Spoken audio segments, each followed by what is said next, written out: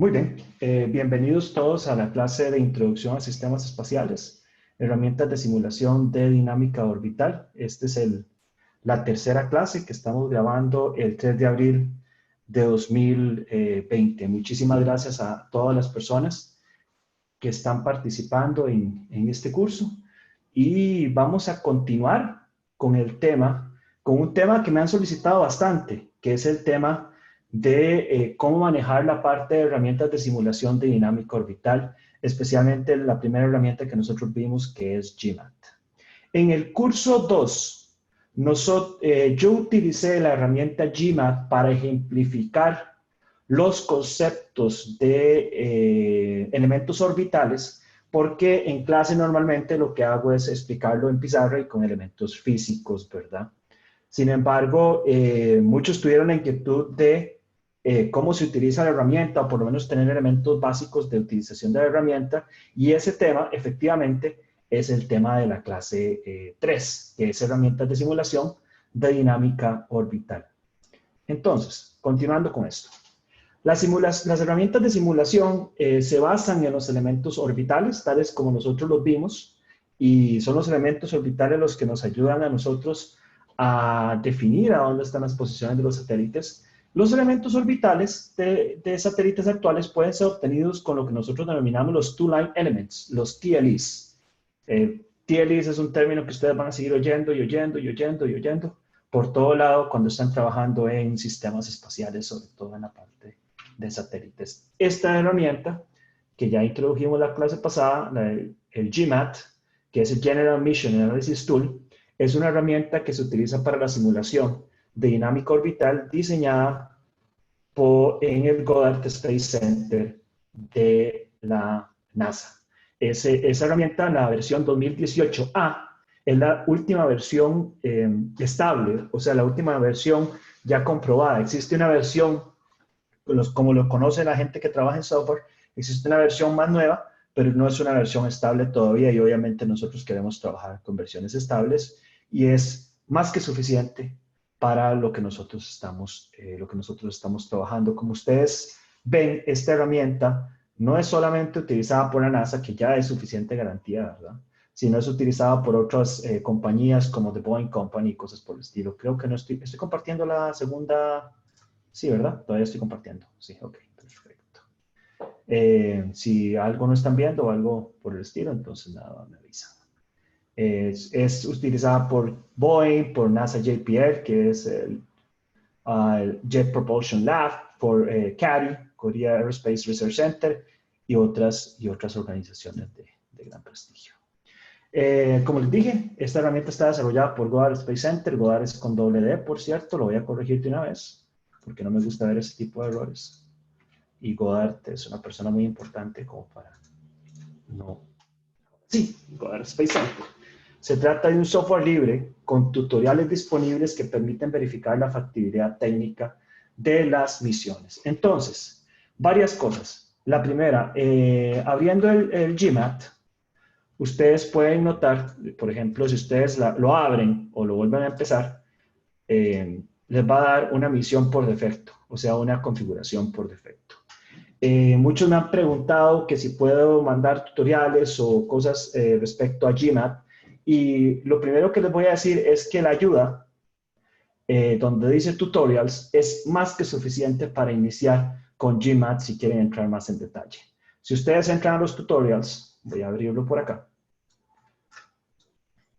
Ven que acá dice tutorials acá, y en estos tutorials empiezan con ejemplos de cómo hacer muchísimas cosas, y ustedes se pueden volver bastante especialistas en algunas cosas que son interesantes. Por ejemplo, Simulating an Orbit, cómo hacer todos los pasos para simular una órbita, que ya más o menos los vamos a hacer hoy, y otras cosas como transferencias orbitales, que son el tema que vamos a ver en la siguiente clase.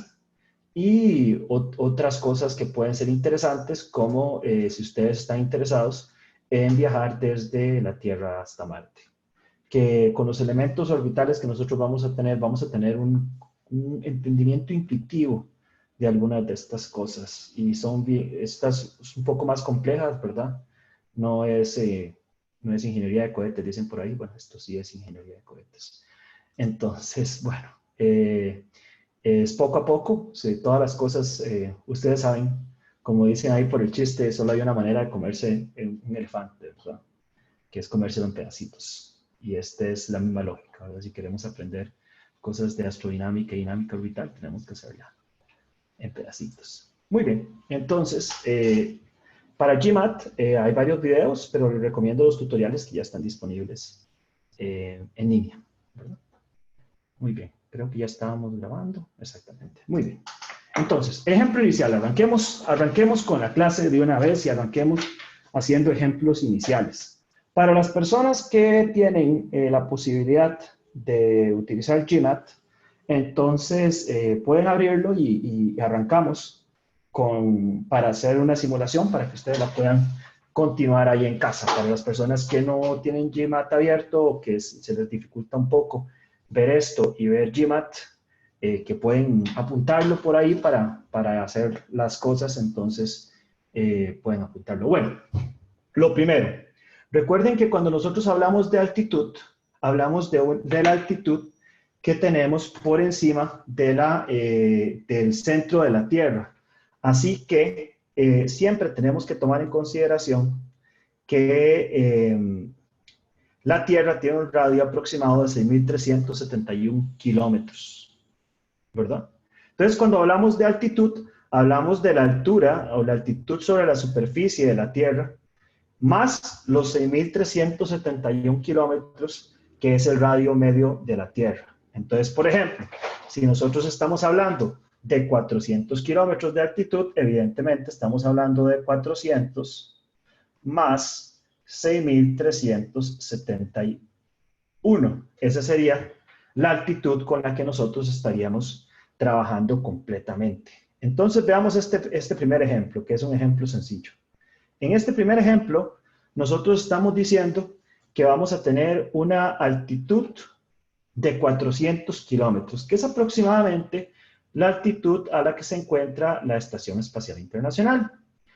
Estamos iniciando con una órbita circular, donde si iniciamos con una órbita circular, eso quiere decir que el perigeo y el apogeo son exactamente el mismo, ¿verdad?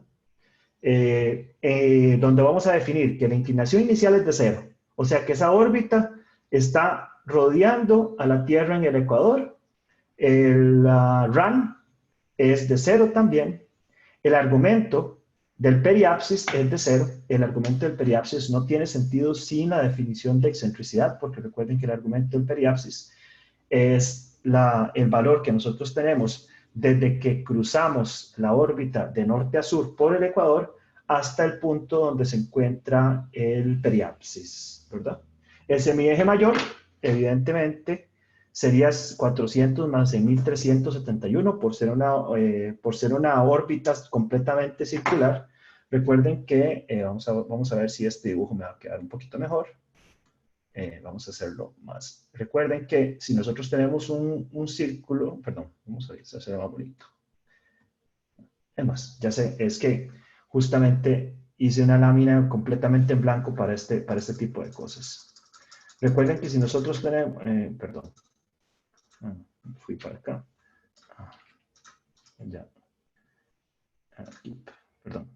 Vamos a ver, hice una lámina aquí en la 17 en blanco para justamente poder dibujar. Recuerden que si nosotros tenemos un elipse, el semieje mayor está dado por los valores máximos de la elipse, está dado por la mitad. Este sería el semieje mayor. Si nosotros tenemos una órbita completamente circular, el semieje mayor y el radio de la órbita son exactamente la misma cosa. Entonces, no tenemos ningún problema con eso, ¿verdad? Entonces, volviendo al ejemplo, nosotros vamos a tener que el semieje mayor va a ser exactamente igual que el radio de la órbita. Y la anomalía media de la época inicial, vamos a iniciarla en cero, que es la posición del satélite cuando se encuentra en el espacio. Entonces, si ustedes quieren apuntar y quieren hacerlo en la casa, apunten entonces cada uno de esos parámetros. Y no sé si tienen alguna duda antes de empezar con el ejemplo.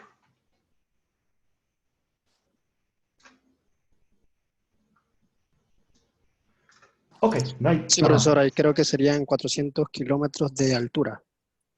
altitud, altitud.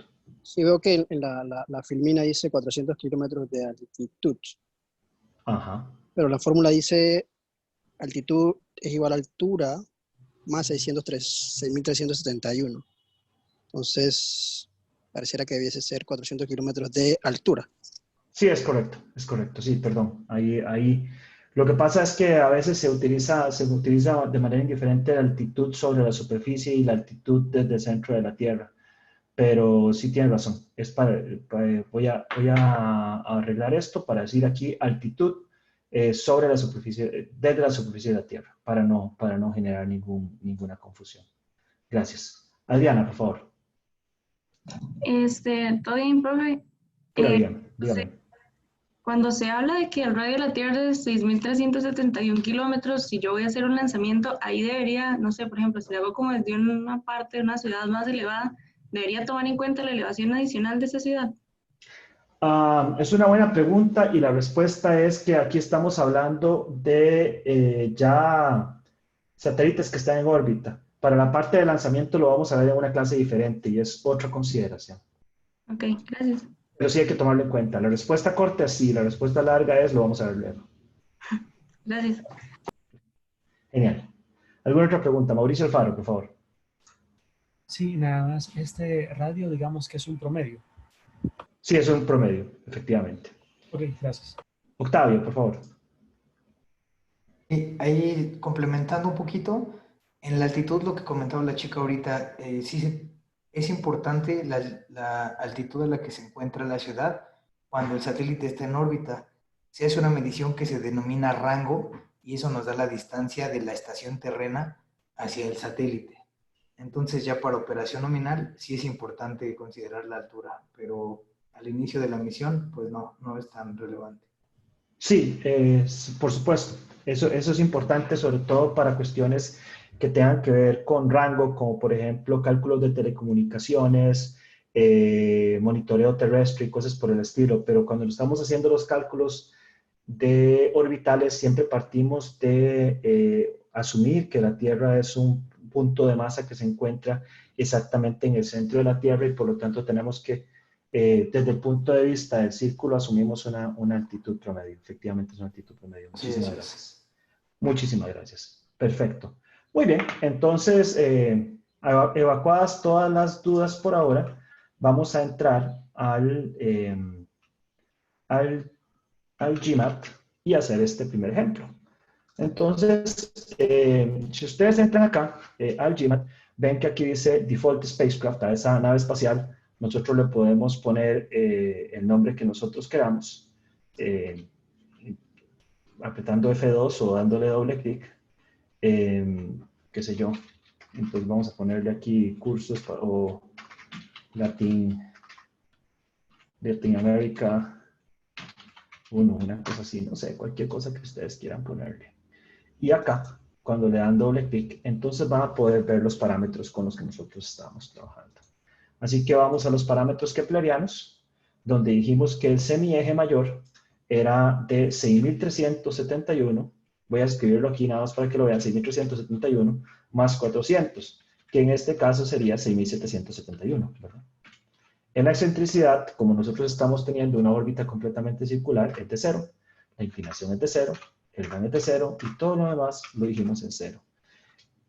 Esto nos va a dar eventualmente lo que nosotros esperamos, que es una órbita circular alrededor del ecuador,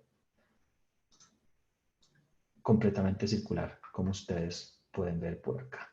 Hay algo muy importante, para ver cuánto tiempo se va a propagar esto. Si ustedes entran acá a donde dice, creo que es aquí, no, perdón, este no es. Siempre se me olvida, nunca me sé las cosas de memoria. Acá donde dice misión, hay una cosa que dice propagate. Esto es la definición, cuando usted quiere hacer la misión en diferentes pedazos, va definiendo acciones. Pero en este caso la misión solamente es propagar la órbita. Propagar quiere decir empezar en un epoch o en un tiempo inicial y se le da doble clic. Y aquí lo que nosotros estamos diciendo es que vamos a propagar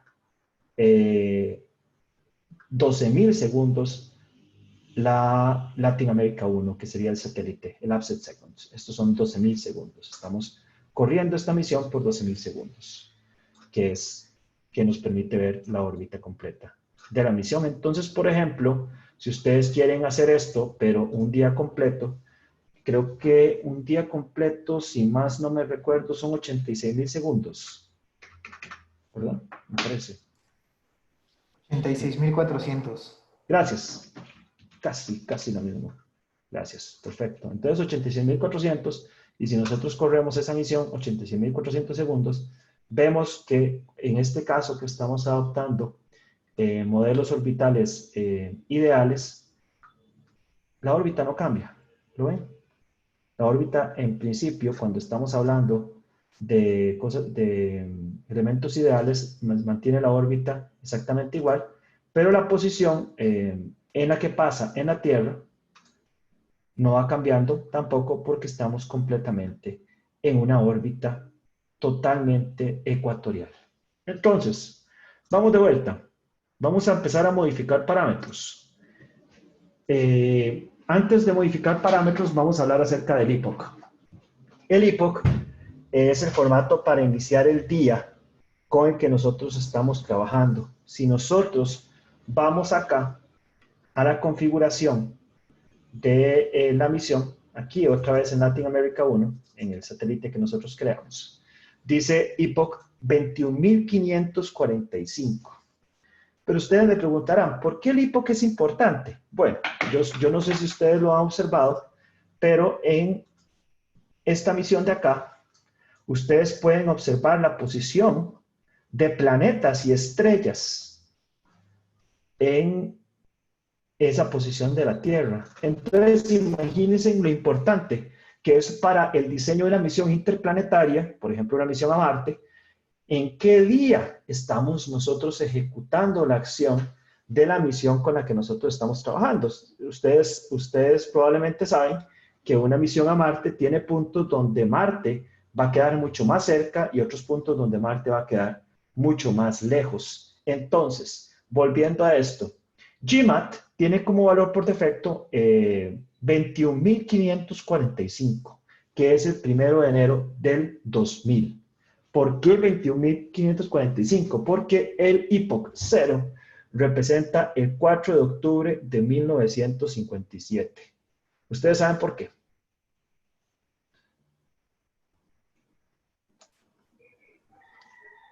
¿Sí? José Carlos. Fue la primera vez que se lanzó un satélite en órbita, el Sputnik, ¿no? Exactamente. El 4 de octubre de 1957 fue la primera vez que hubo un satélite artificial girando alrededor de la Tierra. Es el día 1 de la exploración espacial de nuestra historia. Entonces, cuando nosotros decimos un valor, estamos diciendo cuál es el valor de ese día. Entonces, si nosotros queremos tener localización de satélite y todas las estrellas y los planetas, etcétera, etcétera, para el día en que nosotros estamos trabajando, tenemos que ubicar el punto, ¿verdad? Cuando hicimos esta clase la última vez, estábamos hablando del 19 de febrero de 2020, que fue 28.898. Entonces, si nosotros vamos a acá y ponemos acá 28.000, ¿cuál es el valor? 28.898. 898. Y volvemos y vamos a darle acá, apply, ok. Y volvemos a correr la misión. Ustedes pueden observar que esa misión empezó el 18 de febrero de 2020 y terminó el 19 de febrero de 2020, porque nosotros le dimos exactamente un día completo al inicio. Entonces acá ustedes pueden observar cuál es el valor de este tipo de cosas. Entonces con eso es que estamos hablando de epoch. Cuando ustedes entran acá a la configuración de la nave espacial, ven que el epoch format puede adquirir diferentes formas. Entonces, por ejemplo, ustedes pueden poner UTC gregoriano y aquí les da una forma un poquito más conocida, 18 de febrero de 2020, 11:59:23, ¿verdad? pero esto es para que ustedes puedan trabajar de manera flexible, pero es importante conocer este tipo de configuraciones. Muy bien. Entonces, vamos a hacer los cambios de vuelta. Es que esta pantalla me resulta un poco más clara. Aquí está el OK. Listo. Entonces, volviendo a esto. Ahora vamos a hacer algunos cambios de parámetros. Por ejemplo, un cambio de inclinación. Un cambio de inclinación, como lo vimos en la clase pasada, que ahora lo vemos de manera un poco más lenta, puede hacerse si volvemos a entrar acá y cambiamos este valor que dice INC, que es la inclinación, y podemos, por ejemplo, ponerle una inclinación de 45 al satélite. Si nosotros le ponemos una inclinación de 45 al satélite, entonces el satélite lo corremos de vuelta y vamos a ver que está en una inclinación, ya no está dando vueltas alrededor del ecuador. Y si nosotros vemos el mapa, perdón, esto no es lo que quería ver. Vamos a ver el mapa acá. Entonces podemos ver dibujos más familiares, que son los dibujos de cómo ese satélite va pasando por la superficie de la Tierra en una proyección plana. Y aquí donde le damos animación, nosotros podemos correr la animación y vemos cómo la proyección del satélite, dependiendo de la posición donde se encuentra, va generándose en ese mapa. Como ustedes ven, eso explica por qué ese mapa se ve de esa manera, y desde el punto de vista de esta parte de acá, el mapa se ve completamente, se ve que la órbita más o menos se mantiene. Hay varias cosas, aquí hay algo importante. ¿Por qué más o menos se mantiene? ¿Por qué no se mantiene completamente? Ustedes ven, la órbita no está manteniéndose completamente, porque acá, donde ustedes entran a la parte de spacecraft, a la parte de propagadores, van a ver que acá, a donde dice modelo de gravedad, nosotros tenemos un modelo gravitacional. Y ese modelo gravitacional tiene cierto orden. Este orden son los órdenes de factores con los que nosotros estamos modelando el planeta. Entonces, estamos trabajando con 4 órdenes, con J2, J3, J4, Y2, Y3, Y4, que es lo que habíamos explicado en la clase pasada, que son los efectos gravitacionales del planeta con el que nosotros estamos trabajando. Eso, con solo eso, ya va cambiando la posición del satélite y no se mantiene en la misma órbita. Por ejemplo, acá nosotros podemos incluso poner arrastre atmosférico. Entonces, en esta parte, si nosotros ponemos, hay 2 modelos, Jasha Rovers, son modelos de cómo modelar el arrastre atmosférico. Es un poco más complejo, pero digamos que es un modelo.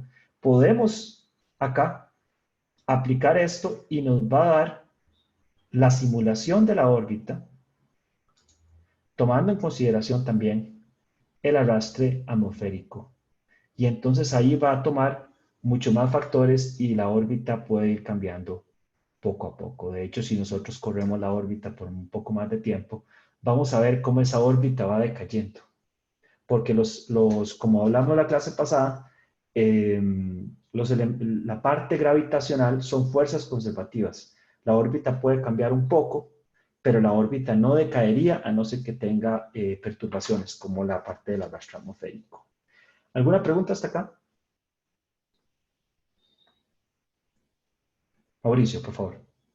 Sí, yo solamente con lo de los epoch, solamente quería estar claro, cada epoch corresponde a un día, cada epoch es un día desde el punto de partida del lanzamiento del Sputnik, ¿verdad? Efectivamente, es un día a partir del lanzamiento del Sputnik. Gracias. Sí, perfecto. Justo. ¿Alguna otra pregunta? Muy bien. Si no hay preguntas, entonces continuamos. Como nosotros vimos, la inclinación, en este caso nosotros tenemos un RAN de 0. Quiere decir que el momento en que la órbita cruza el plano del ecuador o el plano de los ejes con los que nosotros estamos modelando de sur a norte, es exactamente el eje X que nosotros ya hemos definido ¿verdad? Anteriormente en clase. Y si nosotros cambiamos el RAM, por ejemplo, a 90, cambiaríamos este cruce desde el eje X hasta el eje Y, ¿verdad? Entonces hagamos ese cambio para verificar esa posibilidad. Si nosotros cambiamos el Right Ascension of Descending Node a 90 grados, lo aplicamos, entonces nos damos cuenta que esa órbita ya no va a cruzar de norte a sur en el eje X, sino que cruza de norte a sur en el eje Y, que es el eje verde que nosotros estamos teniendo acá. Entonces, si ustedes tienen abierto el GMAT, pueden modificar el Right Ascension of Descending Node de 0 a 90 y verificar que nosotros estamos trabajando que estamos cambiando la posición de la órbita efectivamente a esa posición. Ok, muy bien. ¿Alguna otra pregunta por el momento? Excelente. Entonces continuamos.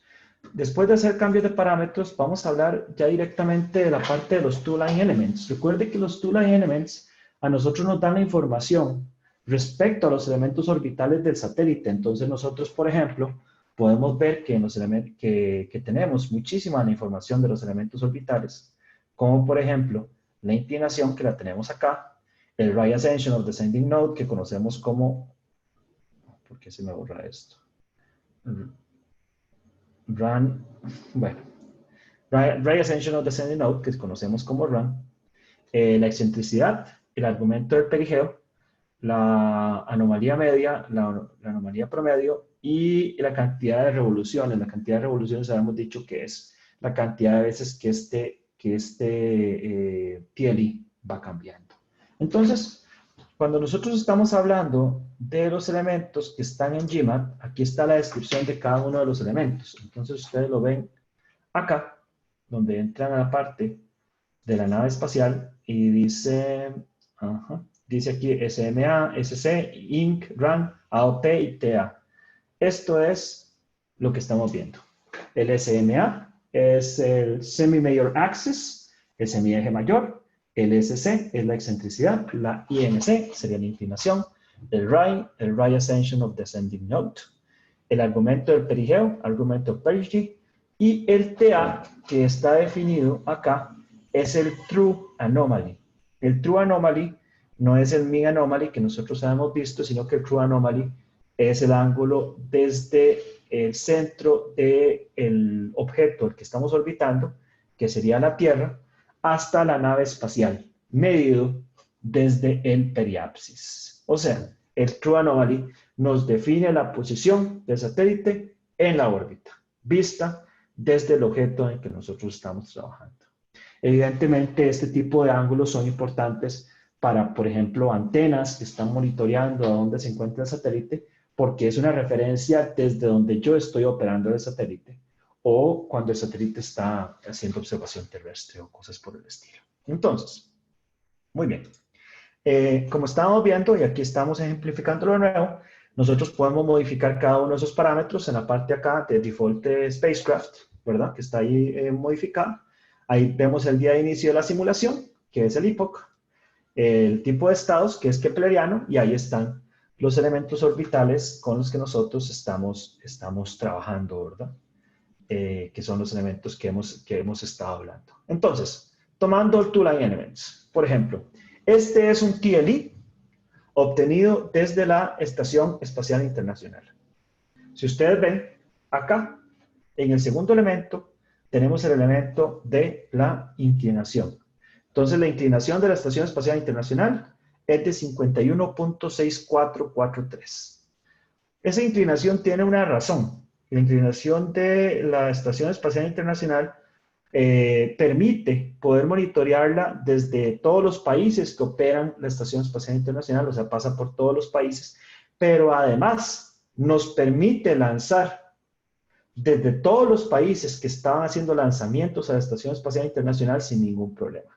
O sea, todas las lanzaderas de Rusia, Japón, Estados Unidos, o Europa, que se han utilizado para lanzar cosas a la Estación Espacial Internacional, se encuentran a una latitud de menos de 51.6443. Este es el rank, 76.1847. Excentricidad es muy, muy baja y por lo tanto estamos hablando de una órbita casi completamente circular. Un argumento del perigeo de 252.9209 y una anomalía media de 1.477293. Entonces, si nosotros tomamos todos estos elementos, no sé si ustedes tienen la presentación disponible, ¿verdad? Yo se la mandé con anticipación para las personas que están viendo el GMAT. Entonces podemos hacer una simulación de la Estación Espacial Internacional perfectamente. Entonces vámonos a eso. Vamos a ir a una simulación de la Estación Espacial Internacional. Entonces vamos a poner aquí, vamos a cambiar el nombre a esto. Y vamos a ponerlo en español, estación. Vamos a ver si me permite tildes. Espacial Internacional. Yo probablemente no las va a permitir, pero vamos a ver qué pasa. Nope. No me gusta hacer las cosas sin tildes. Se siente como que estoy haciendo cosas incorrectas, pero vamos a hacer esto para quitar los espacios para cualquier cosa. Estación Espacial Internacional, ahora sí me lo permitió. Y entonces vamos a agarrar acá y vamos a modificar cada uno de los parámetros. La excentricidad estaba en 0.005967. La inclinación estaba en 51.6443. El rank estaba en 76.1847. El argumento del perigeo estaba en 252.9209. Y el TA es la True Anomaly, que la podemos poner donde nosotros queramos, que puede ser 0. Ahora, ¿cuál es el semieje mayor? No estamos sabiendo cuál es la posición de la Estación Espacial Internacional. Si nosotros asumimos que la Estación Espacial Internacional se encuentra a 400 kilómetros por encima de la superficie terrestre, querría decir que tendríamos que sumar a 6.371 kilómetros los 400 kilómetros de semieje mayor de la Estación Espacial Internacional. Esos 400 kilómetros serían 6.771 kilómetros. Si está a 400. Si está a 420, que por ejemplo fue el caso cuando se lanzó el satélite Irasu en que nosotros trabajamos, sería 6.791. Digamos que 420. Muy bien. Entonces aquí tenemos todos los parámetros para hacer la simulación de la Estación Espacial Internacional. ¿Alguna pregunta?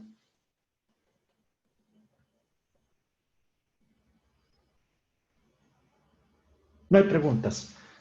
Mauricio, no. Sí. Disculpe, es que fíjese que a mí no me ha quedado completamente claro porque es que la inclinación 51 te ayuda a poder abarcar todos los países. Ahorita, con la simulación se le va a responder, pero gracias por la pregunta porque entonces voy a eso. Luis Guillermo, por favor.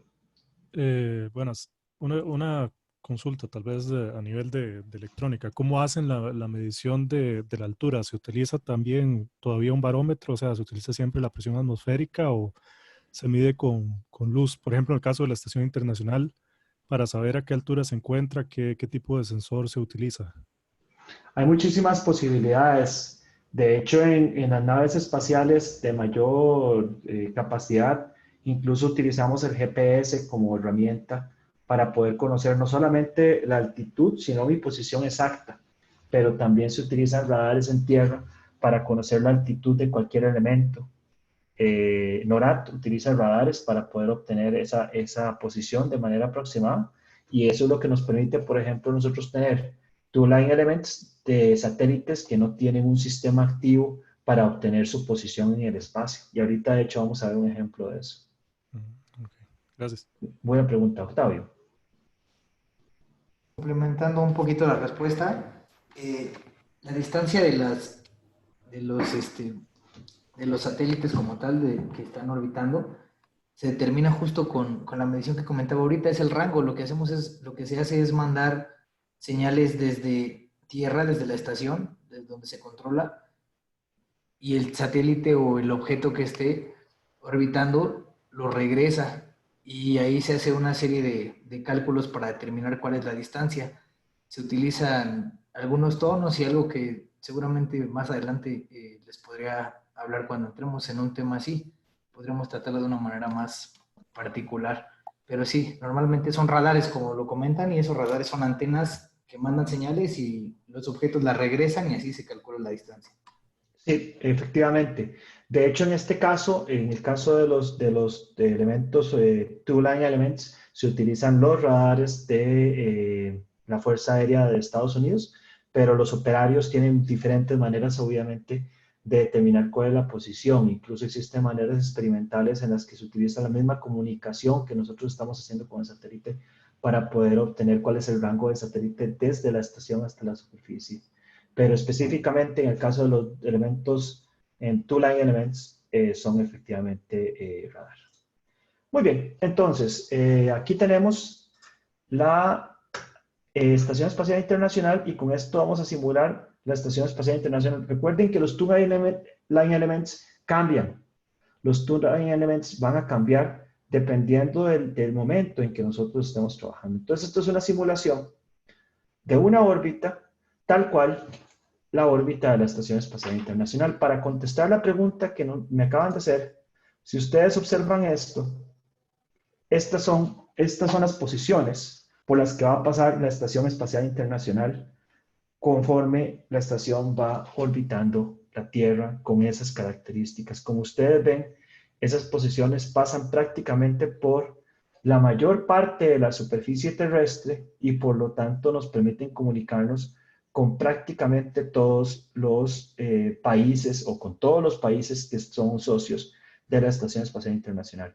Evidentemente no pasa por sectores importantes de Rusia, pero pasa por los sectores lo suficientemente importantes para Rusia como para poder tener visibilidad. Y el lanzamiento que se realiza desde Kazajistán, usualmente con el Soyuz, que lo vamos a ver después, se realiza más o menos aproximadamente por acá. Es un área que está por acá.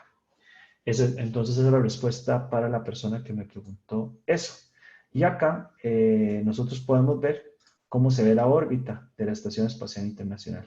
Esa órbita, como ustedes observan, es una órbita relativamente constante y lo que cambia es el hecho de que el planeta está girando mientras la Estación Espacial Internacional está dando vueltas por sobre la superficie de la Tierra, y a eso se debe esa forma tan particular en la que se proyecta cómo va pasando la Estación Espacial Internacional alrededor del planeta.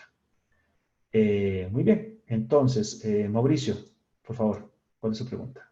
Sí, profe, es que me perdí antes. ¿Dónde fue que modificó el tiempo de simulación? Para aprovechar que estamos en GMAT ahorita. Ajá, a donde está la parte de emisión, acá. Ok. Y donde dice Propagate 1, que es el propagador, usted le da doble clic. Y aquí dice cuál es el parámetro en el que dice Stopping Conditions, el parámetro en cual se va a hacer parar la simulación. Y en este caso dice 86.400. Ese es un día en segundos. Porque aquí dice elapsed seconds. Eso es. Muy bien. Gracias por la pregunta. Sé que alguna gente la tenía clara, pero si no lo tienen claro, pueden preguntar. No hay ningún problema.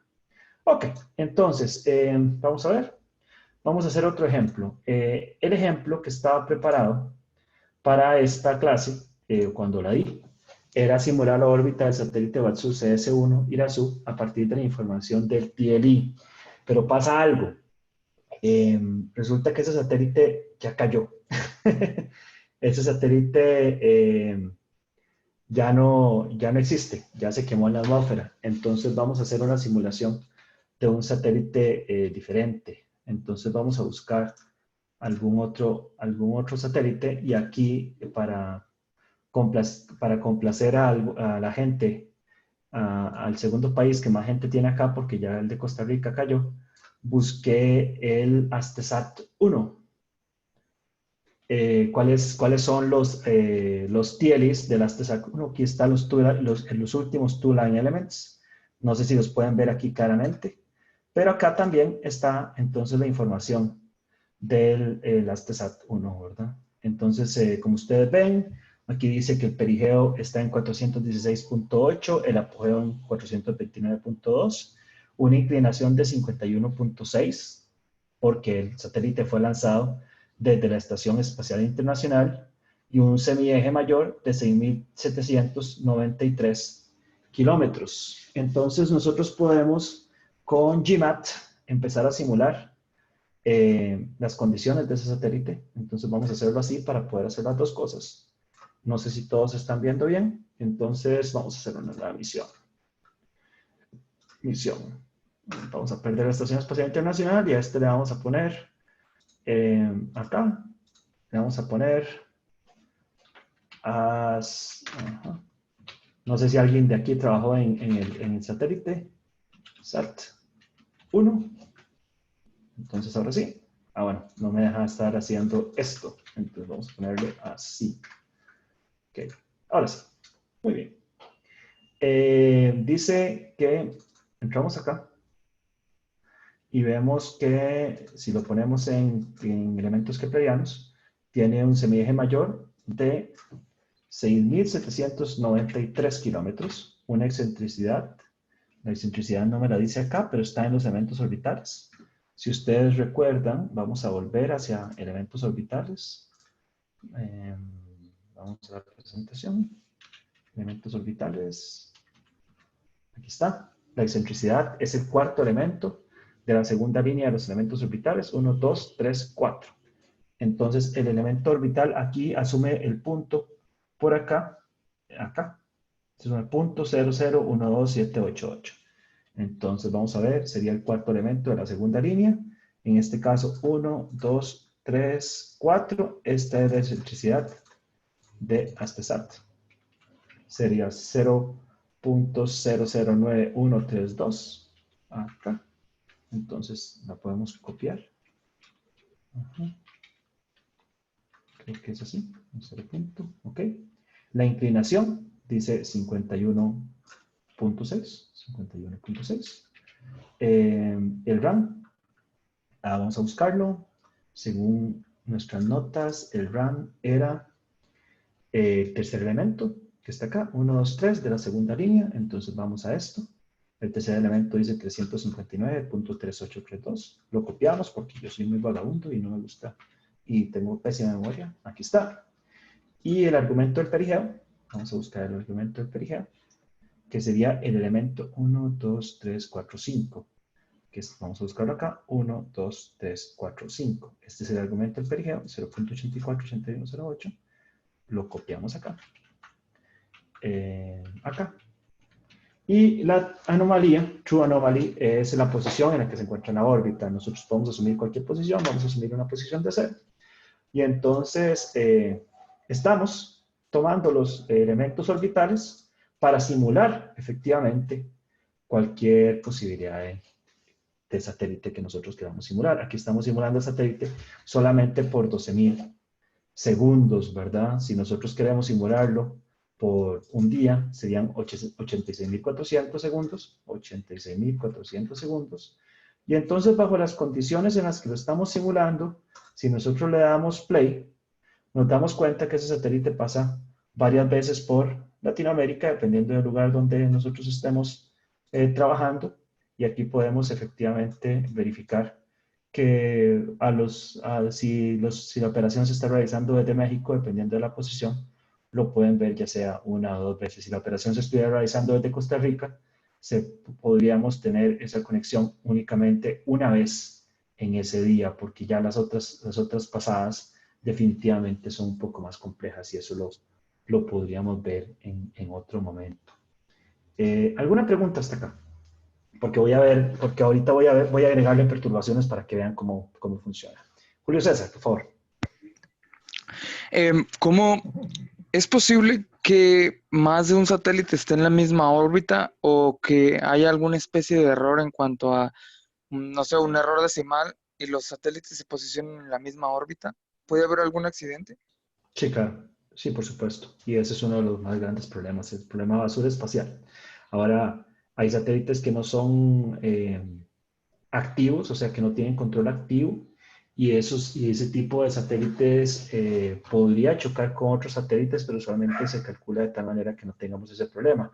Ahora, puede ser que dos o más satélites se encuentren en la misma órbita, pero no se encuentren en la misma posición. O sea, De hecho, los elementos orbitales nos permiten a nosotros saber muy sencillamente cuando dos satélites se encuentran en la misma órbita, pero en diferente posición, porque solo cambia un elemento, que en este caso sería la anomalía verdadera, el true anomaly, que sería el ángulo en que se encuentran en esa órbita. De hecho, y aprovecho para decir esto, las órbitas de las constelaciones, de las superconstelaciones, como la constelación que utiliza SpaceX, trabajan muchísimos satélites con el mismo plano orbital, con la misma órbita, porque esos satélites, su posición en la velocidad se conoce con mucha claridad y entonces permite la comunicación entre satélites.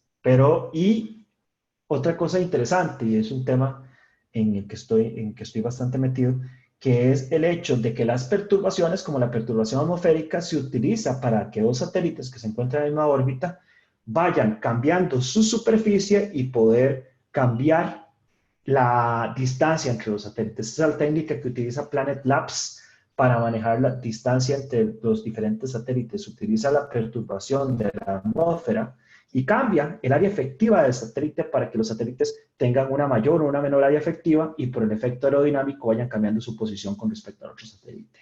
Es bien interesante, pero es una muy buena pregunta. La respuesta es sí, pero va a depender. Hay casos en que hay basura y eso es peligroso, y hay casos en que es controlado, que es por diseño que se hace así. Ignacio, por favor.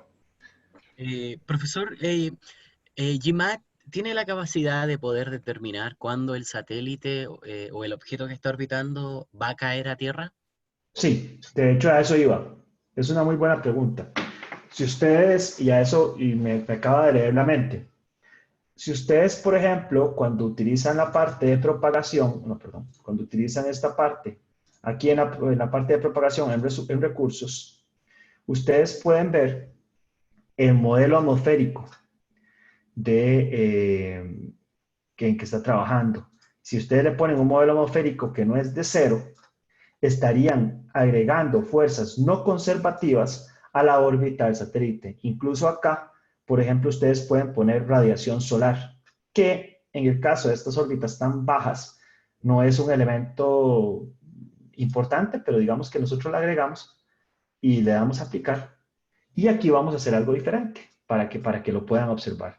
Aquí, en la parte de output, nosotros podemos, además de estas dos observaciones, empezar a generar gráficas. Y vamos a generar una gráfica que le va a contestar al compañero. Aquí nosotros añadimos una XYplot y podemos graficar diferentes elementos. Y entonces, por ejemplo, acá estamos diciendo que en el eje X estamos teniendo ASTESAT 1. Tiempo. Y aquí en ASTESAT 2, en Y, vamos a agregarle y aquí le vamos a buscar altitud. Vamos a cambiárselo como elemento. Vamos a borrar este. Y le damos OK. Y entonces, si le aplicamos, esto me va a generar una gráfica donde nosotros vamos a ver cómo va a cambiar la altitud del satélite en el tiempo. Vamos a ver aquí. Y aquí ustedes van viendo cómo esa gráfica va mostrándonos en un día completo cómo la altitud del satélite cambia en el tiempo. Como ustedes ven, esa altitud en un día pues no cambia mucho, pero si ustedes, vamos a poner un step, para la gente que sabe acerca de integración numérica, estamos utilizando un integrador tipo Rango-Kutta 89. Para los que no saben, es la manera en la que el sistema genera las soluciones en la que estamos haciendo la propagación. Por eso, también para la parte de ingeniería espacial, sobre todo para la parte de astronáutica, es importante tener conocimientos básicos de métodos numéricos. En la gente que tenga conocimientos de métodos numéricos, estamos usando el Rango-Kutta acá, ¿verdad? Entonces, con Rango-Kutta, el initial step size es de 60, vamos a ponerle uno de 200 para que no sea tan lento. El máximo step size, vamos a hacerlo acá. Y vamos a, por ejemplo, a decir que no lo vamos a propagar por 86.000 segundos, sino que lo vamos a propagar, qué sé yo, por medio millón de segundos. Yo no sé cuántos días son. Entonces, si nosotros le damos aquí OK, nosotros vamos a ver como esta gráfica, la gráfica de la altitud, va a ir empezando a variar. Y esa gráfica eventualmente va a empezar porque tiene un perigeo y un apogeo. Esa gráfica, como ustedes ven, ese perigeo y ese apogeo van cambiando poco a poco y va cayendo y va cayendo y va cayendo y va cayendo el satélite y por lo tanto está simulando el efecto del empuje atmosférico que está haciendo que el satélite vaya a caer. Obviamente estamos forzando un poquito la máquina porque la integración de ese tipo de cosas es fuerte y entonces por eso es que a veces el gráfico no son problemas de ustedes, el gráfico me está generando cosas así por el estilo. La altitud que ustedes están teniendo es la altitud completa, la altitud máxima es el apogeo que vamos teniendo y la altitud mínima es el perigeo. Lo que vamos teniendo en el eje X es el tiempo, o sea, el tiempo en días. Entonces ustedes con esto pueden realizar simulaciones y ahí van a calcular con un poquito más de tiempo. Vamos a pararla. Creo que ya la idea quedó clara. Porque no sé, ahora se desapareció. Quiero que se vea la gráfica, no quiero que se... Vamos a ver si cuando la pauso se mantiene la gráfica. Si no, no me deja ver la gráfica. Bueno, la idea es que como ustedes ven, aquí la simulación va efectivamente mostrando el decrecimiento de la altitud del satélite, pero ustedes tienen que tener muchísimo cuidado cuando están trabajando con cosas así, porque efectivamente toma muchísimos recursos del sistema poder hacer cosas como estas. Muy bien. Ignacio, por favor. Ignacio, ¿ya esa fue su pregunta o todavía tiene la mano levantada? Ah, no, se me olvidó bajar la mano, lo siento. No se preocupe. Ángel, ¿cómo estás? Ángel es profesor de Panamá que da cursos, un curso similar, es profesional en la parte de comunicaciones y es un gusto tenerlo por acá. Dígame, Ángel. ¿Qué tal, profesor? Buenas noches. Ese decaimiento que se observa en la altitud de la órbita es debido a que usted en GMAT agregó un modelo atmosférico. Es correcto. ¿Es posible tener una gráfica similar sin el modelo atmosférico? O sea, con condiciones especiales o condiciones que no haya perturbación. Entonces, ¿esa altitud nunca decaería? Exactamente. Si nosotros no tenemos perturbaciones, si nosotros no tenemos fuerzas no conservativas, la altitud nunca decaería. Nosotros podríamos tener un perigeo y un apogeo, pero el perigeo y el apogeo se mantendrían constantes ad infinitum. Pero en este caso, efectivamente, pues las fuerzas no conservativas son las que van haciendo que el sistema pierda momento y por lo tanto que la altitud vaya cambiando. Muchísimas gracias. José, por favor. José Godiño, por favor. Buenas noches, profesor Buenas Rodolfo. noches. Hace unos días, unos importantes medios de noticias del sector espacial manifestaron que el satélite de comunicaciones de Venezuela, el Venesat-1, conocido como Simón Bolívar, se había situado en una órbita algo extraña y que ellos presumían que había cesado su vida útil. Este satélite se tenía previsto que terminara su vida útil para el año 2024. Dentro de las cuestiones que estuve leyendo en los diversos portales de noticias, ellos manifestaban que como el satélite fue lanzado desde China, y para poder lograr que llegara hasta la órbita, una órbita que estuviese a la par con Venezuela para poder manejarlo, digámoslo de esa manera, como gastó tanta energía, tanto combustible, no se pudo mantener el tiempo necesario en órbita y por eso cesó sus funciones varios años antes de lo que se tenía previsto. Esto, por lo que veo o por lo que he visto en las clases, tiene un poco de lógica. ¿Pudo haber sido eso lo que se presume que pasó con el satélite? Bueno, es una muy buena pregunta, José. La verdad es que primero que todo, es esa información que desconozco acerca de la misión en específico y la cantidad de información que usted me dio no es suficiente para poder contestarle la pregunta. Sin embargo, puedo darle un estimado, como quien dice, de nuevo, por favor, haciendo la aclaración de que no tengo suficiente información para llegar a deducciones específicas. Sí, la respuesta es sí, pues es una posibilidad completamente válida cuando nosotros estamos hablando de satélites geoestacionarios, y creo que ese caso es un satélite geoestacionario.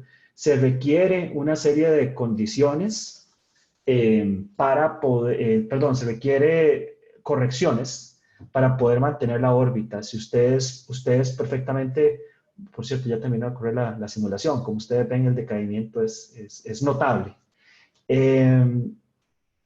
Ustedes pueden hacer la simulación de un satélite geoestacionario, de hecho lo invito a hacerla, una simulación de un satélite geoestacionario y poner la parte de radiación solar, y van a verificar que el satélite va a cambiar de posición y por lo tanto va a dejar de ser geoestacionario eventualmente, a no ser que usted realice correcciones.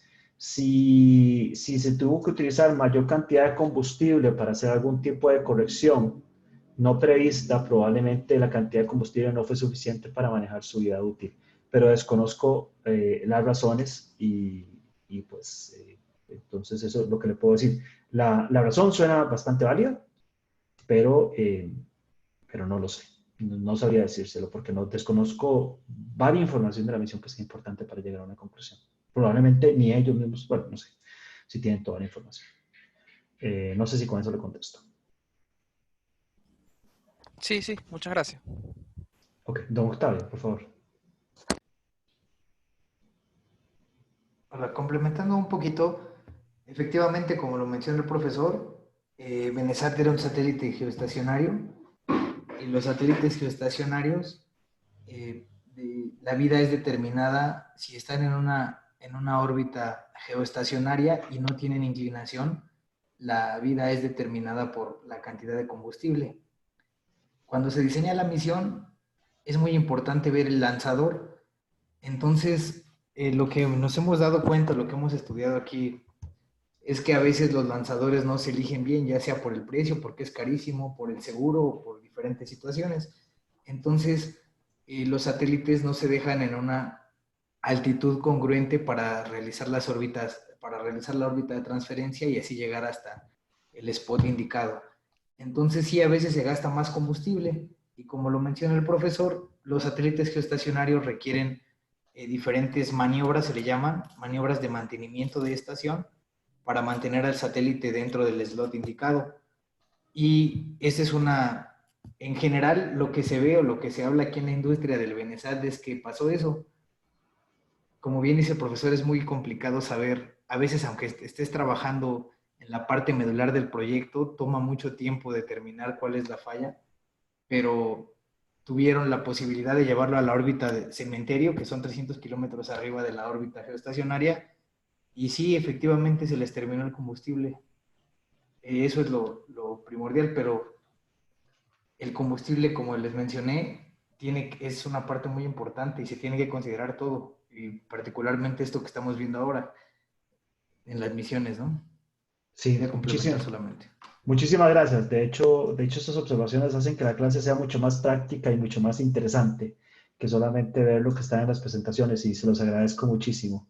Don Octavio, de verdad, muchas gracias. Mauricio Alfaro, por favor. Sí, profe, una consulta. Viendo la gráfica, conforme va bajando, se ve un comportamiento que se reduce como la distancia entre el punto máximo y el punto mínimo en cada oscilación conforme va disminuyendo, ¿verdad? Es un efecto como esperado, tal vez como que la órbita se vuelve menos excéntrica. Puede ser muchísimas cosas, porque usted ve que aquí el perigeo y el apogeo se llega a un mínimo y después vuelve a crecer. Sí, eso me pareció curioso también. Va a depender de muchísimas cosas. Las órbitas son hipercuriosas, o sea, las órbitas son muy particulares y pueden suceder muchísimas cosas diferentes dependiendo de dónde estemos simulando y qué está pasando. Incluso de la forma del satélite, porque bueno, de hecho no lo recordé, pero que dicha que no lo menciona, aquí nosotros no hicimos una modificación donde dice esta parte balística y masa. En este caso pusimos, digamos, el valor por defecto de 850 kilogramos, perdón. Y el ASTESAT es aproximadamente de 3 kilogramos. Para hacer una simulación correcta debía haber cambiado esa parte de aquí. Y aquí está la parte del área de empuje, o sea, el área que está viendo a la velocidad del satélite y el coeficiente de drag, que es un valor del material. La área de empuje definitivamente para el ASTESAT no son 15 metros cuadrados, sería gigantesco, ¿verdad? Probablemente es bastante menos. Entonces aquí estas modificaciones debía haberlas hecho y estoy seguro que si hago estas modificaciones ya la gráfica va a cambiar con solo eso. Vale. Ok, muy bien, pero que dicha que lo mencionó porque así tomé en consideración ese tipo de cosas. Muy bien, Adrián, por favor. Adrián Valdivieso, por favor. Creo que tiene el micrófono activado, pero no lo estoy escuchando. Adrián. Buenas noches, ¿me escuchan? Buenas noches, lo escuchamos perfectamente. Suena como si estuviera llamándonos desde la estación. No sé si podría aclararme una duda respecto a la clase anterior de mecánica orbital. Vamos a ver, depende de la duda. Si es corta, probablemente sí. Si nos desviamos demasiado del tema, yo sí preferiría no, dejarla para después. Ah, claro, no hay problema. Dígame. Había simulado una parte que era el argumento del periapsis, que, bueno, idealmente lo situaba en el eje X, así como en el ángulo de la línea de Ecuador. Ahora mi duda es que respecto a satélites en la órbita geoestacionaria, que, bueno, aparentemente se encuentran en un mismo punto, ¿se encuentran específicamente en el periapsis o puede variar respecto a cada satélite? No, el satélite no se encuentra en un mismo punto. El satélite va girando. Lo que pasa es que el giro del satélite en su órbita es exactamente, corresponde a la velocidad de giro de la Tierra tal cual. O sea, el satélite va girando sobre su órbita y por esto es bien importante la conceptualización desde el punto de vista de los marcos de referencia. Recuerde que cuando nosotros definimos el marco de referencia que nosotros definimos era inercial, ¿verdad? Entonces, en este marco de referencia que ustedes ven acá, bueno, voy a cerrar esta gráfica que es bastante pesada. Este marco de referencia, este XYZ, es un marco de referencia inercial. La Tierra gira respecto a este marco de referencia inercial, como ustedes ven en esta simulación. Ahora, si ustedes ven este satélite girando en esta simulación, imagínense que el satélite y la Tierra, los dos giran a la misma velocidad. Entonces, no es que se mantienen en el mismo punto en la órbita, es que desde el punto de vista de la velocidad relativa de la Tierra, el satélite está siempre sobre el mismo punto, pero ambos están girando. El satélite gira con respecto al marco de referencia inercial. Entonces, ese es el efecto que va teniendo. Y el argumento del periapsis en una órbita geoestacionaria no tiene demasiado sentido porque estamos hablando de órbitas que son prácticamente circulares. Entonces, la diferencia entre el perigeo y el apogeo es poca o nula. Bueno, no es nula, nunca va a ser nula, pero el argumento del periapsis en órbitas circulares no tiene sentido porque no hay periapsis, ¿verdad? Ya, perfecto. No sé si con eso me explico. La pregunta sí era muy, ¿cómo se llama? Muy válida, entonces, pues listo. Sí, clarísimo. Muchas gracias. Gracias a usted. Muy bien, entonces continuamos. Vamos a pausar esta animación. Y entonces vamos a empezar a ver acerca de velocidades orbitales. Esto tiene que ver mucho con lo que nosotros estemos trabajando. Si nosotros queremos mantenernos en órbita, esta es la velocidad a la que nosotros tenemos que estar con la nave espacial. Esa velocidad orbital, que es la V que nosotros tenemos acá, que está dada ya sea en metros por segundo o en kilómetros por segundo, está dada por esa ecuación, en donde mu es un valor que es G por M, que es el valor de la parte, de esta parte, digamos, de la masa de la Tierra, multiplicado por la constante universal, ¿verdad? Y acá tenemos dos variables. Una es la variable que va cambiando con el tiempo, que es la posición absoluta, esta de acá, es el valor el absoluto del radio. Y A es el semieje mayor. Entonces, por ejemplo, vamos a hacerlo de esta manera, vamos a ver si nos funciona. Si nosotros tenemos una órbita muy elíptica, el semieje mayor, este A, va a cambiar. Pero cuando nosotros nos encontramos en esta posición de aquí, el satélite se encuentra acá, este R, qué sé yo, digamos que este R sea 400. Y cuando nos encontramos en esta posición de acá, este R sea, qué sé yo, 1000. Entonces, esta ecuación que nosotros tenemos acá me dice cuál es la velocidad cuando este R es 400. Todos los parámetros se mantienen exactamente igual, excepto este R. Ojo, perdón, y aquí lo puse con R, y la verdad es que me equivoqué en ponerlo con R, porque este R que está aquí tiene que estar dado en valores desde el centro de la Tierra. O sea, tenemos que sumarle, aquí este R sería 400 más 6.371, y aquí 1000 más 6.371, ¿verdad? Eso es importante.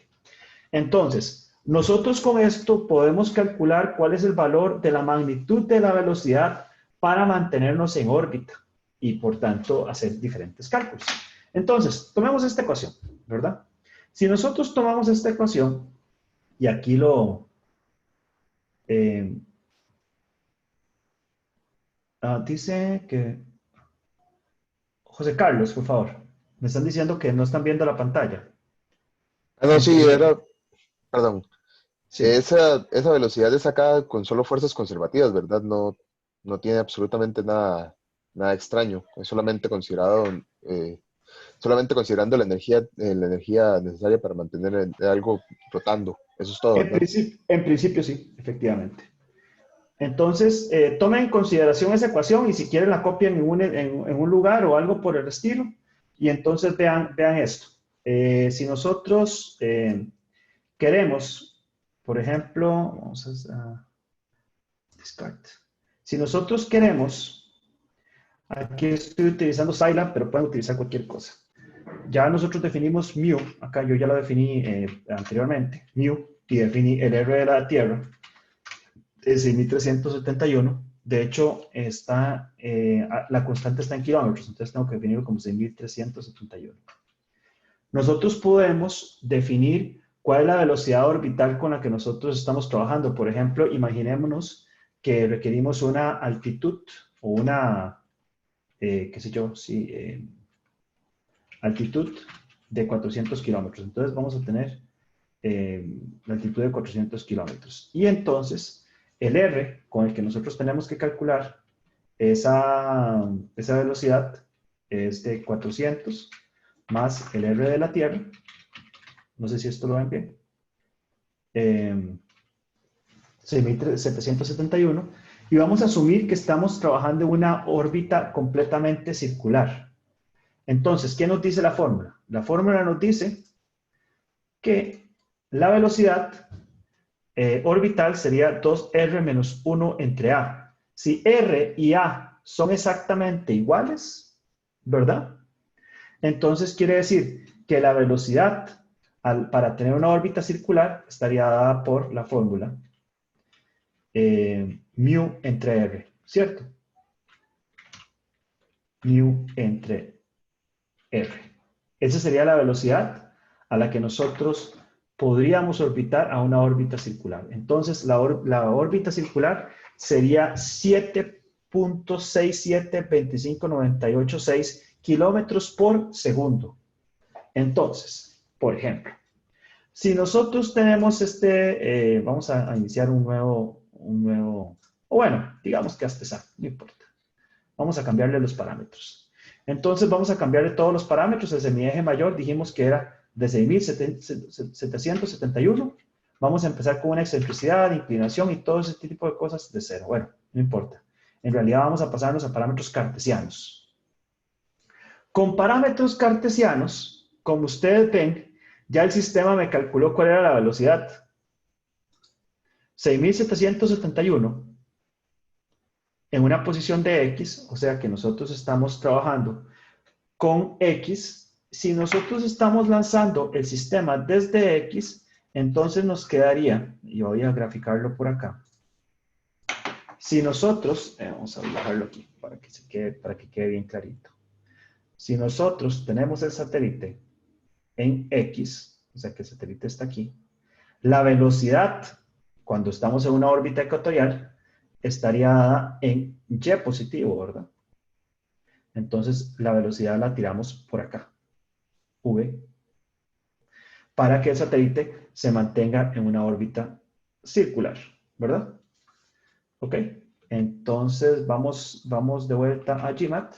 Y aquí este es el cálculo que nosotros teníamos. De hecho, las cosas me dieron el cálculo perfectamente. O podemos copiarlo desde el Scilab. Aquí está la velocidad que tengo que tener.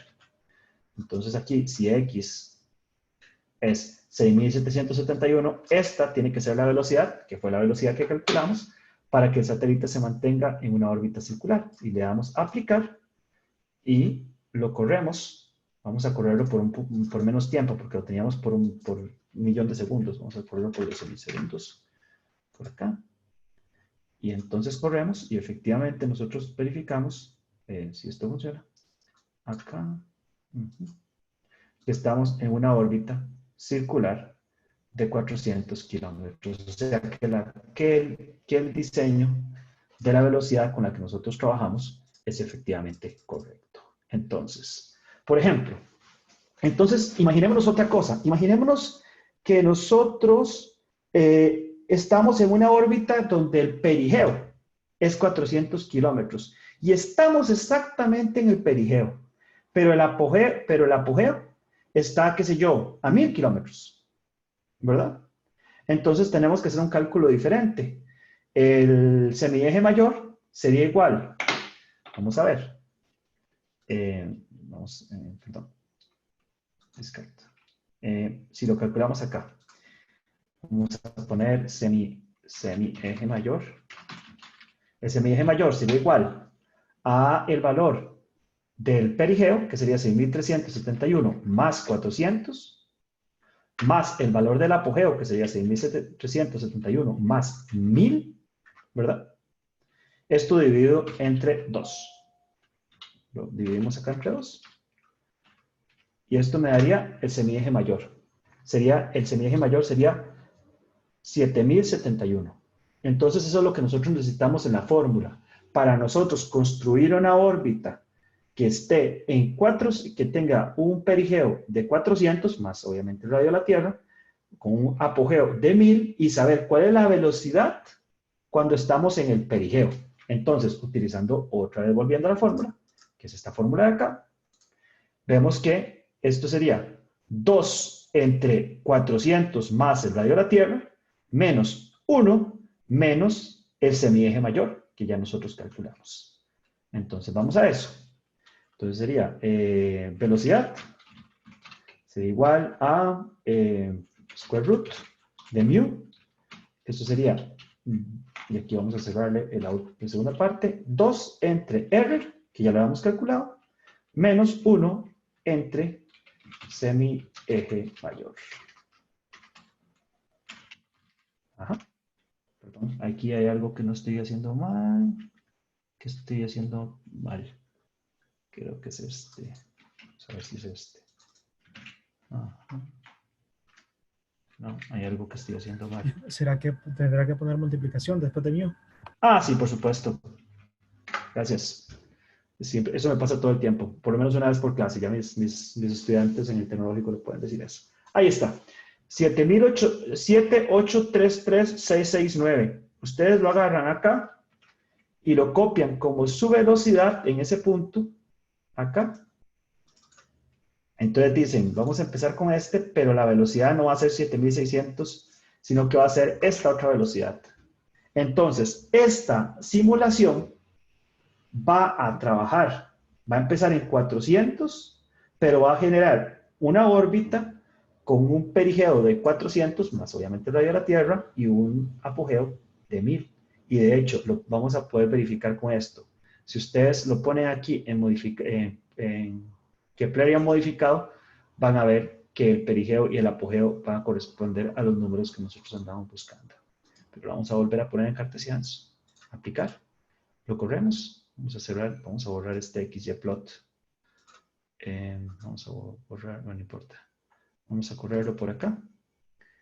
y vamos a verificar que esa órbita efectivamente es una órbita con un perigeo de 400 y un apogeo de 800. Acá, ustedes la pueden verificar. La ven por acá, que tiene un perigeo más pequeño y un apogeo mucho más alto. Y entonces ustedes pueden calcular cuál es la velocidad en un punto o cuál es la velocidad en otro punto. Si ustedes se dan cuenta, nosotros calculamos cuál era la velocidad para mantenernos en una órbita de 400 kilómetros. Nosotros calculamos cuál era la velocidad para entrar de una órbita de 400 kilómetros a una órbita de 1000 kilómetros. La diferencia entre esas dos velocidades es lo que un propulsor tendría que agregar al momento de la nave espacial para poder cambiar de una órbita a otra. Y con eso vamos viendo algunos elementos de esa parte. Ahora, vamos pensando en un último elemento, una última posibilidad. Vamos pensando que esta órbita no está en una inclinación de 0, sino una inclinación de 51.6. Para eso, nosotros ya no podríamos poner la velocidad solo en y, sino que tendríamos que ponerla en y y z. Tendríamos que multiplicar los elementos de la velocidad por el coseno de 51.6 y este elemento sería el elemento en y, ¿verdad? Este elemento de acá, perdón, vamos a ver, este elemento de acá, este sería el elemento en y este elemento sería el elemento en z, porque x es el que viene acá, ¿verdad? Que sería la posición. Esto sería r. Esa sería la posición y esto sería el movimiento en y y z. Entonces nosotros podemos calcular esas dos velocidades y hacer que esa inclinación se cumpla.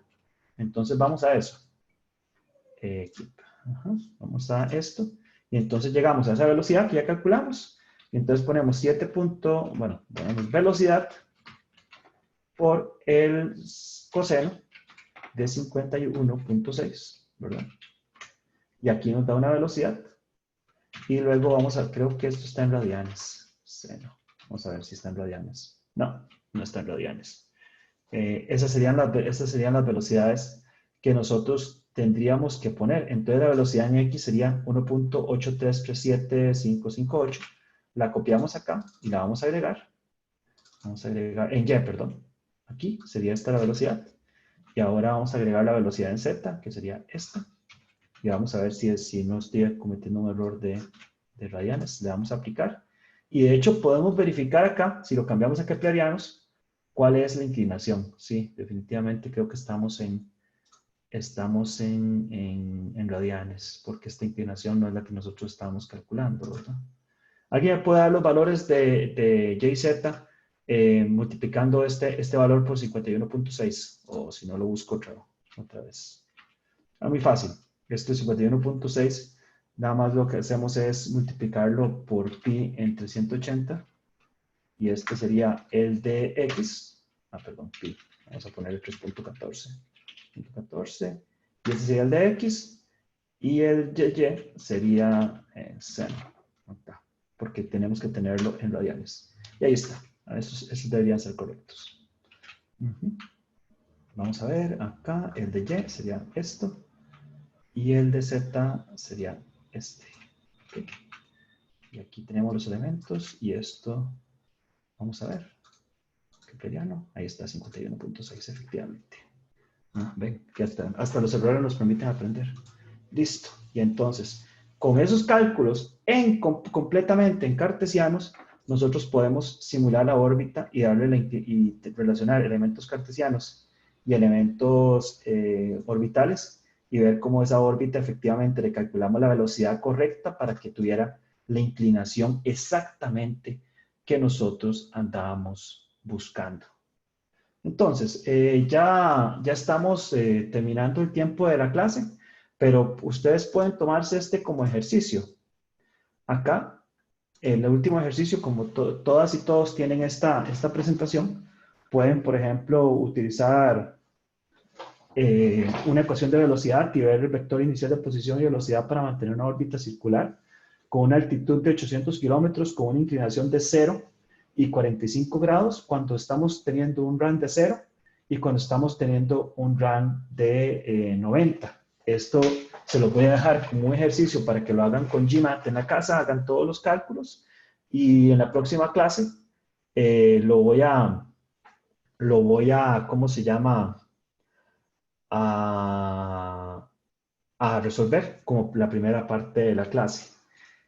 Varias cosas. Yo voy a mandar a la gente que se suscribió a esta clase y a la gente que se suscribió a la clase pasada el correo para el link para suscribirse a la próxima clase. De todas maneras, también en el grupo de Facebook que los estudiantes crearon, pongo el link de la clase, y en la página de Facebook del laboratorio también pongo el link de la clase para que ustedes se suscriban. También yo creé ¿cómo se llama? Un formulario para que ustedes pudieran darme una opinión acerca de la clase de hoy.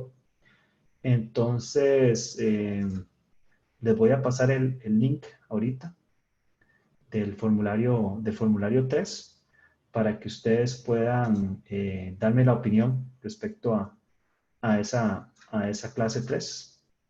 Y no sé si por ahora tienen alguna otra pregunta, por favor. Este es el link al formulario y que está en el chat del grupo. ¿Alguna otra pregunta? ¿Alguna pregunta finales por la clase de hoy?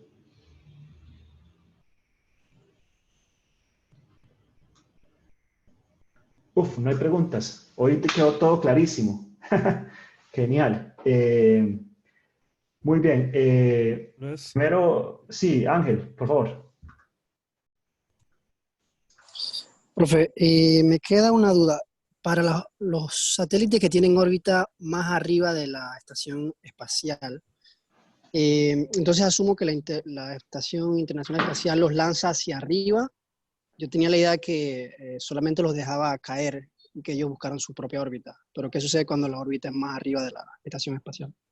Sí, según tengo entendido, y en esto no me crea porque no estoy completamente claro, los satélites no se lanzan arriba, se lanzan abajo de la Estación Espacial Internacional, sobre todo los satélites que no tienen algún tipo de propelente, porque como están abajo de la Estación Espacial Internacional, nunca van a volver a subir a un lugar donde haga peligrar la Estación Espacial Internacional.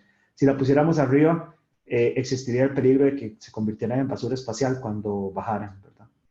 Entonces, no estoy completamente seguro, pero no tendría sentido y muy probablemente no se lanzan hacia arriba, sino que se lanzan hacia abajo de la órbita de la Estación Espacial Internacional. Muchas gracias. Luis Guillermo, por favor. Sí, bueno, es más que todo curiosidad porque usted hizo como un pequeño, digámoslo así, spoiler de supongo que lo que será una clase futura en cuanto a lo que se refería al cambio de velocidad, ¿verdad? Es correcto. Para pasar de una órbita a la siguiente. Es la próxima clase, de hecho. Y entonces, bueno, mi pregunta tal vez iba, porque yo entré un poco tarde a esta clase y bueno, ya se había dicho mucho que todavía no se sabía si íbamos a recibir las clases siguientes o no. No sé si ya se sabe un poco más sobre eso o todavía estamos en veremos. No, sí vamos a recibirla. Vamos a tener 3 clases adicionales como mínimo. Después de Semana Santa, mínimo van a haber una clase por semana, muy probablemente el miércoles a la misma hora. Okay. Entonces, 3 clases mínimo, sí. Nada, muchísimas gracias por preguntarlo de nuevo, sobre todo para la gente que tal vez se conecta un poco tarde y no lo sabía. Milton, por favor. Ingeniero, buenas tardes. Entonces, buenas tardes. La velocidad de los satélites no es constante o cambia de velocidad cuando cambian de órbita, ¿así es? Es correcto, es correcto. De hecho, cambian de velocidad cuando cambian de altitud. Pueden estar en una órbita altamente elíptica y estar en la misma órbita, pero cuando están en el perigeo, tienen una velocidad mucho más alta que cuando están en el apogeo. Cuando están en el apogeo, la velocidad es más baja. Entre mayor sea la altitud, es menor el valor absoluto de su velocidad. Eso lo vamos a ver en la próxima clase. Es bien interesante, porque, por ejemplo, 2 satélites o dos naves espaciales que se encuentren exactamente en la misma órbita van necesariamente a la misma velocidad. Si uno cambia la velocidad, cambia la órbita. Y por eso, por ejemplo, acercarse a la Estación Espacial Internacional requiere una serie de maniobras donde uno va cambiando constantemente la órbita. La manera de acercarse a la Estación Espacial Internacional es bajar a una órbita con menor altitud y por lo tanto ir más rápido y después volver a subir a la órbita y hacer una serie de maniobras que permitan ir alcanzando poco a poco la Estación Espacial Internacional. Eso se ve en el segundo curso de Astrodinámica. Cuando uno lleva Astrodinámica 1 y Astrodinámica 2 se ve en el segundo curso de Astrodinámica, pero tal vez en algún momento podamos ver algunos elementos de eso. Bien interesante. Muy buena pregunta. Gracias. Nayeli, encantado. Nayeli, por favor. Sí, profe, ¿me escucha? Perfectamente. Gracias. Bueno, mi pregunta va con respecto al propelente de los satélites. Si nosotros le ponemos un propulsor, digamos, para hacer un cambio de órbita, ¿está integrado dentro del mismo satélite un sistema que le haga el reconocimiento del trazo de ruta, digamos, o del trazo orbital que estamos viendo aquí en GMAT? Porque esto supongo que es una proyección, o más bien yo lo entiendo como que es una proyección y un análisis tanto pasado como probablemente futuro. En el caso, digamos, de las TechSat, pues vamos a saber cómo evoluciona. Pero es posible que el mismo satélite vaya desarrollando o se le pueda cargar de cierta manera el trazo ya, en caso de que hubiera un cambio de órbita, digamos, relativamente planeado recientemente, o sea, venga, que sepa cómo va, por dónde tiene que pasar o algo así, algo de ese tipo. La respuesta es sí. De hecho, hay un par de estudiantes que están trabajando con nosotros en el proyecto GWSAT, que es el que desarrolla en este momento el Laboratorio de Sistemas Espaciales del Tecnológico con la Universidad de George Washington. Tiene una serie de tiene propelente y una de las cosas que nosotros vamos a hacer es mantenimiento orbital. Es, por lo tanto, evitar ese decaimiento a través de la utilización de propulsores que vayan aumentando la velocidad del satélite y que por lo tanto vuelvan a renovar la órbita. Sí es posible, pero requiere por supuesto energía. Hay diferentes maneras de hacerlo. De hecho, otro compañero de nosotros realizó una investigación con el MIT donde estaban trabajando en la posibilidad de diferentes tipos de propelentes o ¿cómo se llama? Velas solares para poder agregarle momento al satélite. Hay muchísimas maneras de hacer esto, pero todas tienen que ver con un cambio de velocidad. Es una muy buena pregunta. La respuesta es básicamente la próxima clase. Ok, gracias, profe. Con gusto. Octavio, por favor. Una vez más aquí, tratando de complementar la pregunta. Hay satélites que tienen propagadores de efemérides. Se le denominan efemérides a la posición y a la velocidad que le estás diciendo al satélite. Le dices, en X, en Y y Z tienes esta posición y esta velocidad en cada uno de los tres ejes. Y ese es, el satélite dice, bueno, estoy aquí. Y ahí ya entra en juego otro tipo de cosas, los sistemas de orientación, por ejemplo.